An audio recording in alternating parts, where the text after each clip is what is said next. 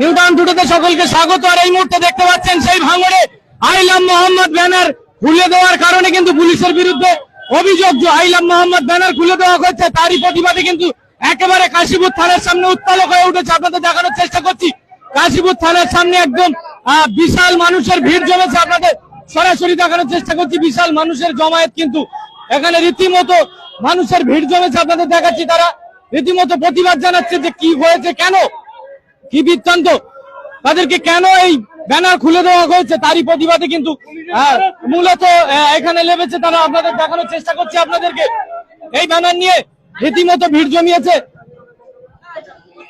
যে ব্যানার খুলে দেওয়া হয় আই লাভ মোহাম্মদের, সেই ব্যানার তারা অভিযোগ জানাচ্ছে।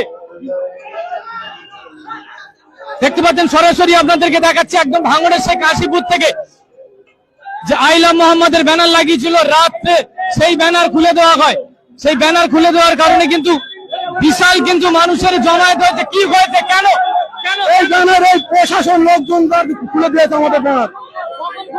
রাত 1টার দিকে গিয়ে প্রশাসন লোক দিয়ে খুলে দিয়েছে আমাদেরকে। এই আমার আই লাভ মোহাম্মদ রবিজির ব্যানার ছিল, সেটা প্রশাসন খুলে দিয়েছে। কেন? আমরা প্রশাসনের কাছে জবাব চাই। প্রশাসন খোলার অধিকার কে দিয়েছে প্রশাসনে? আমরা হিন্দু মুসলিম ভাইরা সবাই একতার সঙ্গে আমরা বসবাস করি, কোনো সমস্যার সম্মুখীন হতে হয় না।